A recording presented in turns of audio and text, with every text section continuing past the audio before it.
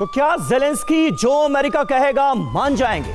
जी नहीं, जेलेंस्की की शर्त सामने आ रही है। इस मीटिंग से पहले अमेरिका के राष्ट्रपति के सामने जेलेंस्की एक शर्त रख सकते हैं। युद्ध विराम के लिए जेलेंस्की की यह शर्त होगी, यूक्रेन में रूस से मिसाइल ड्रोन हमले बंद हो, पहले बंधकों की रिहाई हो और फिर बातचीत की जाए।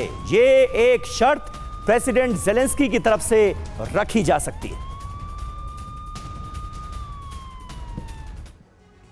तो देखिए, ये तो शर्त है, लेकिन अब सवाल यह है कि किस तरह से यह युद्ध विराम होगा। 2 चरणों में क्या इस युद्ध विराम को अंजाम दिया जाएगा? सीज फायर के लिए जेलेंस्की ने ब्लूप्रिंट तैयार किया है।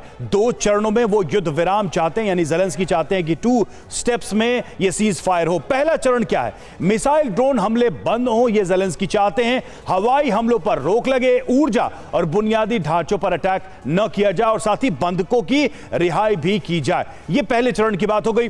अब दूसरा स्टेप, दूसरा चरण क्या है? बातचीत हो।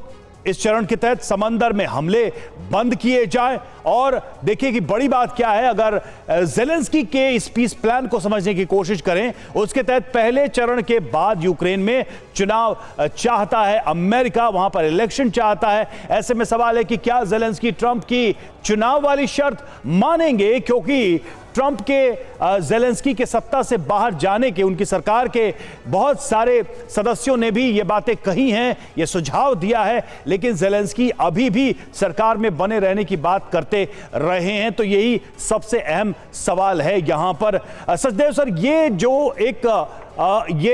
जो एक शर्त वाली बात आ रही है जेलेंस्की की तरफ से, जेलेंस्की वाकई में पोजीशन में है क्या कोई शर्त रखने की? क्योंकि जिस तरह से व्हाइट हाउस से आए और जब माफीनामा लिख के लेटर दे रहे हैं और फिर भी वो कंडीशंस डाल रहे हैं ऐसी, क्या वो इस पोजीशन में है कि ऐसी शर्तें रखें और ट्रंप उसको माने? सवाल जायज़ है, क्योंकि पिछले शुक्रवार से अब तक 1 हफ्ता भी नहीं गुजरा है और इसमें काफ़ी परिवर्तन कर चुके हैं जेलेंस्की अपनी विचारधारा में।